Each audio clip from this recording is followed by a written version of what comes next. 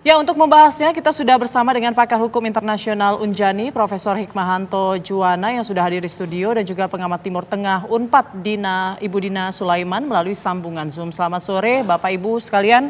Saya mungkin langsung saja ke Prof Hikmah terlebih dahulu. Prof, kalau kita lihat kan kesepakatan ini kan secara tidak langsung ya karena melalui negosiator begitu. Nah, bisa dikatakan dalam hukum sendiri ini kan harus masih banyak ya prosesnya ya, karena mereka harus mengembalikan lagi surat kesepakatan tersebut ke Perdana Menteri begitu ya. Jadi masih panjang jalannya walaupun negosiator sudah sepakat begitu ya. Nah, ini secara hukum apakah memang sudah sah ini gencatan senjata akan dilakukan atau bagaimana? Jadi pertama adalah masing-masing pihak yang bertikai, dalam hal ini Israel dan Hamas, mereka akan mengirim negosiatornya. Lalu kemudian ada Amerika Serikat dan dari Qatar, mereka dan Mesir, mereka menjadi mediatornya. Jadi mereka berunding dulu. Nah, berunding, lalu kemudian menyepakati teksnya. Walaupun dalam perundingan itu bisa saja mereka bolak-balik dengan prinsipalnya, ya kayak begini mau nggak, kayak begitu nggak, karena mereka tidak diberi kewenangan secara bebas begitu.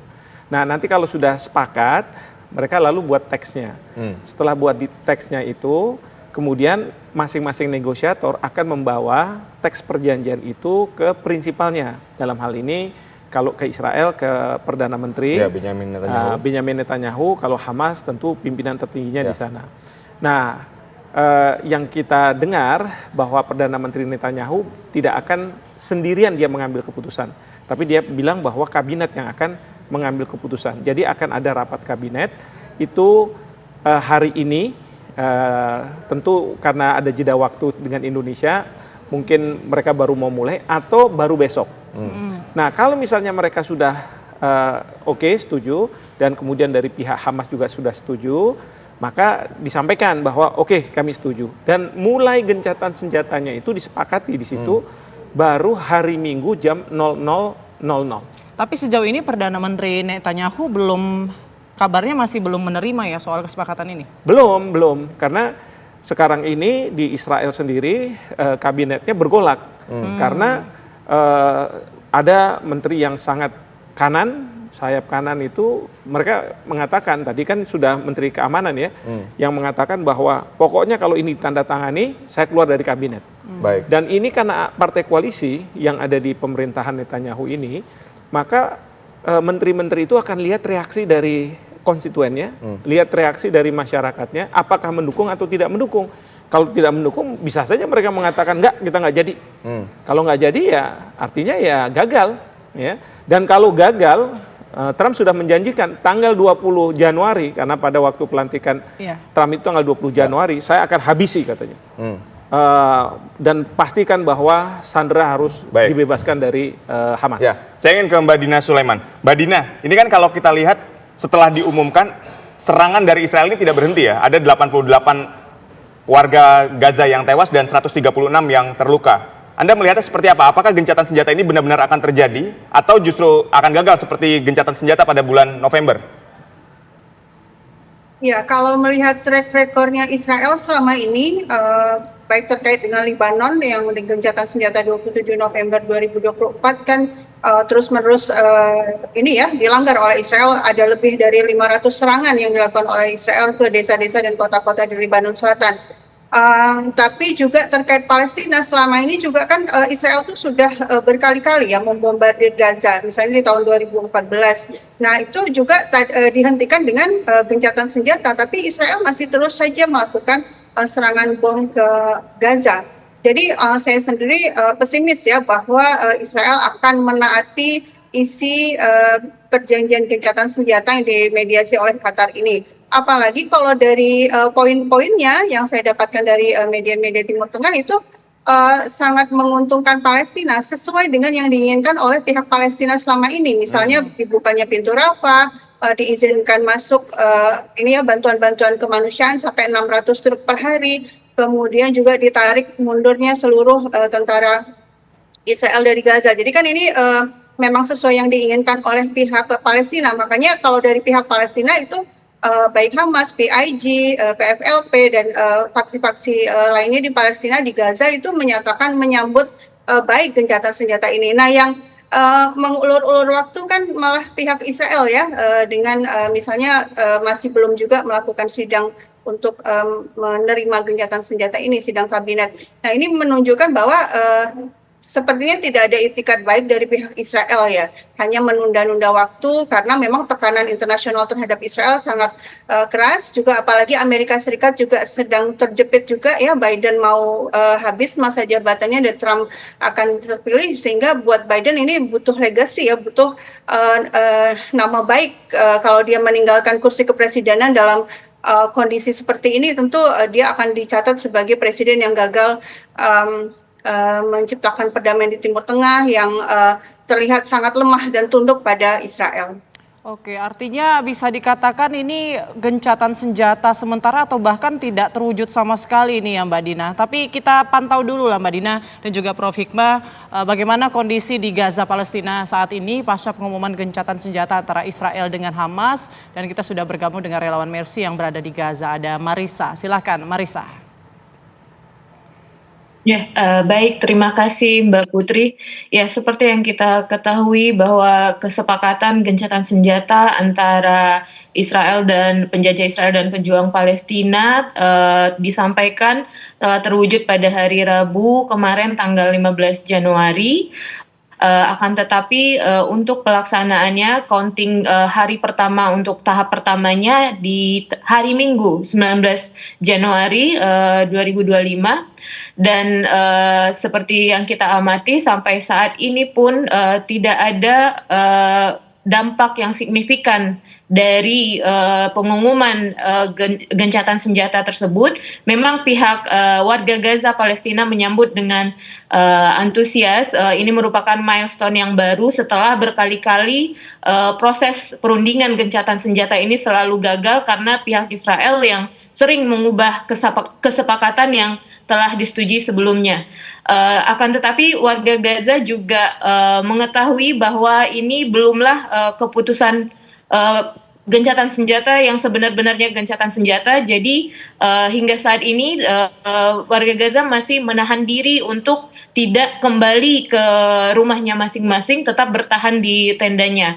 Dan terkait penyerangan bisa saya bilang eskalasinya juga cukup meningkat, terutama di daerah Beit Lahia, Gaza Utara. Saya memantau setiap hari dengan staf medis yang masih ada di rumah sakit. Dari tadi malam, bahkan dari sebelumnya penyerangan bisa dibilang tidak berhenti. Yang sebelumnya yang diserang hanya lantai 3 saja, dan saat ini sudah pernah menyerang di lantai 1 di mana pasien dan tenaga medis stay di sana, berlindung di lantai 1. Nah, seperti yang disampaikan oleh Profesor dan Ibu Dina, memang potensi untuk sabotase ceasefire ini masih sangat besar. Pihak Israel, kabinet Netanyahu terutama telah menunjukkan bahwa di hari Kamis mereka menunda sidang kabinet untuk voting pertukaran hostage dan detail lainnya. Dan tapi masih ada bagian dari pemerintahan Israel yang mencoba mengembalikan ini supaya tetap berjalan, dan alhamdulillah di hari ini, Jumat ini, mereka melakukan voting untuk keputusan selanjutnya, dan kondisi ini sangat kritis, critical condition banget yang harus diawasi oleh pihak-pihak internasional supaya ceasefire tanggal yang akan dimulai tanggal 19 Januari nanti benar-benar bisa diterapkan seperti itu. Baik, terima kasih Marisa. Artinya eskalasi serangan Israel tidak juga berkurang, bahkan cenderung meningkat, dan jumlah korban yang tewas juga banyak pasca pengumuman. Nanti kita masih akan terus mengupdate kondisinya bagaimana setelah tanggal 19 Januari ini, karena itu adalah tanggal yang disepakati merupakan fase pertama dari gencatan senjata ini. Sekali lagi terima kasih kepada Marisa. Nah, yang menarik, Prof, ketika kita berbicara Menteri Keamanan Nasional Israel Ben Gvir ini kan juga kita lihat ya bahwa dia tidak setuju, bahkan menyerukan perang ini harus berlanjut. Nah, ini seperti apa? Tapi nanti dijawabnya Prof. Usai jeda, tetaplah bersama kami. Ya pemirsa, saya mau menuju ke Mbak Dina ya sebelum ke Prof. Hikmah tadi pertanyaan menggantung. Mbak Dina, kesepakatan sudah ada tapi serangan malah makin intens. Kalau kita lihat sepertinya Israel ini masih berat hati begitu ya untuk melakukan gencatan senjata. Nah apa sih Mbak sebenarnya poin-poin dalam kesepakatan tersebut dan bagaimana nanti fase gencatan senjata yang akan dilakukan di 19 Januari 2025 ini? Secara umum hasil dari ini ya negosiasi antara kedua pihak dengan mediasi Qatar dan Mesir itu kedua pihak sepakat untuk melakukan 3 fase penyelesaian konflik. Kalau fase pertama itu pertukaran tawanan, Hamas bersedia membebaskan tawanan Israel, tapi juga sebaliknya Israel juga harus membebaskan orang-orang yang mereka culik dari Gaza gitu ya. Dan kemudian juga Israel membolehkan para pengungsi untuk kembali ke rumah mereka masing-masing. Meskipun rumahnya sudah sebagian besar sudah hancur ya, tapi minimalnya mereka bisa melakukan sesuatu di tempatnya masing-masing, tidak lagi tinggal di tenda. Dan yang paling penting adalah penarikan pasukan Israel dari wilayah Gaza. Nah ini yang menurut saya ini sebenarnya poin yang memang diinginkan oleh Palestina. Makanya pihak Hamas dan milisi yang lain itu sangat menyambut baik terjadinya fase ini, terjadinya gencatan senjata ini gitu ya. Dan kemudian kalau di fase kedua itu memang secara detail belum disampaikan, tapi dijanjikan bahwa fase kedua akan dijalankan kalau fase pertama sudah terwujud. Nah masalahnya fase pertama ini gimana, dengan cara apa terwujud itu kayaknya masih tanda tanya besar gitu ya, karena sejak diumumkan sampai sekarang Israel masih terus membombardir Gaza, padahal di fase pertama itu janjinya adalah menghentikan serangan kan gitu ya. Dan kemudian kalau di fase kedua ya kelanjutan pembebasan sandera itu. Kalau di fase pertama hanya 33 sandera Israel yang akan dibebaskan, tapi di fase kedua nanti ditambah lagi dan seterusnya di fase ketiga itu juga ini ya masih kelanjutan, tapi pada intinya adalah menuju ke penghentian perang secara keseluruhan di fase ketiga itu. Tapi ini long way to go ya, masih panjang untuk mencapai ke sana. Kita tunggu fase pertama ini akan terjadi atau tidak gitu kan. Mungkin itu yang bisa saya jelaskan. Baik, Mbak Dina, tapi kan kalau kita melihat poin-poin dan fase demi fasenya ini kan semuanya menguntungkan Palestina dan Israel, Palestina dan Hamas maksudnya. Nah, bagaimana tabiat dari Israel yang kita tahu sendiri ya, ketika ada sesuatu yang tidak menguntungkan mereka, ya mereka akan tolak, bahkan akan melanggar secara terang-terangan gitu. Anda menilainya seperti apa? Nah, justru itu masalahnya kan. Ketika sudah diumumkan ya oleh Qatar, itu Netanyahu tuh bilang gini, saya akan menunda rapat kabinet sampai Hamas berjanji akan mematuhi pasal-pasal itu. Loh kan Hamas sendiri sudah melakukan pengumuman ya, menyambut baik gencatan senjata dan menyatakan akan mengikutinya, dan itu juga didukung juga pernyataan serupa oleh kelompok-kelompok lain, misalnya PIJ atau PFLP. Nah, jadi belum itu Netanyahu sudah bikin ulah gitu ya, sudah mencari-cari alasan untuk tidak mematuhinya. Dan mungkin perlu saya tambahkan juga bahwa selain yang tadi saya sebutkan, kalau dari sisi ini sendiri ya, dari media-media anti mainstream ya, misalnya media dari Lebanon itu mereka mendapatkan full lengkap isi pasal per pasal itu jauh lebih ini lagi ya, jauh lebih menguntungkan lagi daripada yang banyak tersebar. Misalnya yang itu ya 600 truk boleh masuk setiap hari, terus kemudian tenda-tenda akan disuplai sebanyak-banyaknya ke Gaza, dan penjara-penjara Israel dikosongkan dari perempuan dan anak-anak Palestina. Artinya itu kan pembebasan besar-besaran orang-orang Palestina, tapi ini tidak banyak diekspos dan belum Netanyahu menyatakan ini Hamas yang belum tentu menaati gitu ya. Jadi saya terus terang melihat track recordnya Israel ya pesimis ya, melihat kelangsungan dari gencatan senjata ini. Tentu kita tetap mendoakan agar betul-betul terwujud tentu saja ya, agar orang-orang Palestina tidak lagi menjadi korban genosida seperti selama 15 bulan terakhir ini. Baik. Nah, Prof. Ini kan kita lihat ya, Mbak Dina pesimis nih ngelihat track record dari Israel sendiri. Apalagi kita tambah bahwa Menteri Keamanan Israel Ben-Gvir ini menolak dan bahkan dengan tegas ya mengatakan bahwa perangnya terus berlanjut. Nah, Anda melihatnya seperti apa? Saya melihat gini, ini faktor Amerika nih yang kita harus lihat, dan ini penting karena apa? Amerika menjadi mediator itu ada dua tim, timnya Joe Biden dan timnya Donald Trump. Ya. Padahal kalau ideologi antara Demokrat dengan Republik itu bertentangan. Kalau Demokrat kayak Joe Biden ingin supaya memang benar-benar terjadi ceasefire ini. Tetapi kalau Donald Trump justru dia mau menyerang. Baik. Nah, saya khawatirnya adalah kalau misalnya timnya Donald Trump itu mungkin bicara ke Netanyahu, udah terima aja dulu, ya, terima aja dulu. Nanti kita lihat dalam perjalanannya, mudah-mudahan Hamas melanggar. Kalau Hamas melanggar, Amerika punya alasan untuk masuk ke sana, membantu Israel. Dijanjikan seperti itu untuk apa? Membebaskan sandera-sandera itu. Karena bagi Israel pada saat ini, kalau mereka melakukan ceasefire, dalam pandangan saya, mereka mungkin bilang ini udah sebentar lagi udah selesai nih perang. Ya.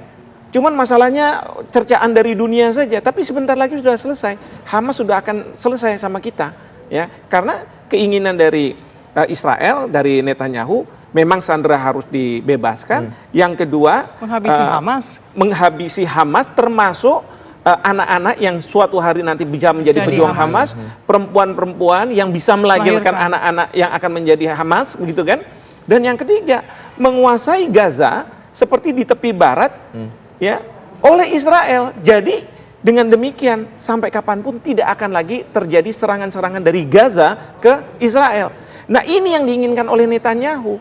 Nah, kan ini tinggal sedikit lagi mungkin perang ini gitu oleh Netanyahu. Tapi Amerika Serikat mungkin jangan. Nanti cercaan dunia dan itu akan punya dampak ke Amerika Serikat, sebuah negara kampiun demokrasi yang menceramahi ini itu kebaikan dan lain sebagainya, kita nggak punya standing lagi. Sekarang buat aja perdamaian itu, ya, perdamaian buat, harapannya nanti Hamas melanggar, baru kita sikat. Oke. Nah, jadi itu caranya Amerika Serikat masuk. Itu kalau Hamas yang melanggar. Bagaimana kalau Israel yang mengingkari kesepakatan ini? Apa yang perlu diantisipasi? Ya, yang pasti kalau Israel dia akan mencoba untuk tidak mengingkari. Kan ini sekarang ada fase yang pertama ini kan 6 minggu. Ya kan 6 minggu ini dia bertahan aja dulu nih. Jangan melakukan apa-apa. Harapannya adalah nanti dari pihak Hamas justru yang dia akan mengingkari. Karena akhir Desember kemarin Presiden Donald Trump mengatakan, kalau saya nanti menjadi presiden pada tanggal 20 Januari dan belum ada kesepakatan, maka saya akan serang kayak neraka katanya.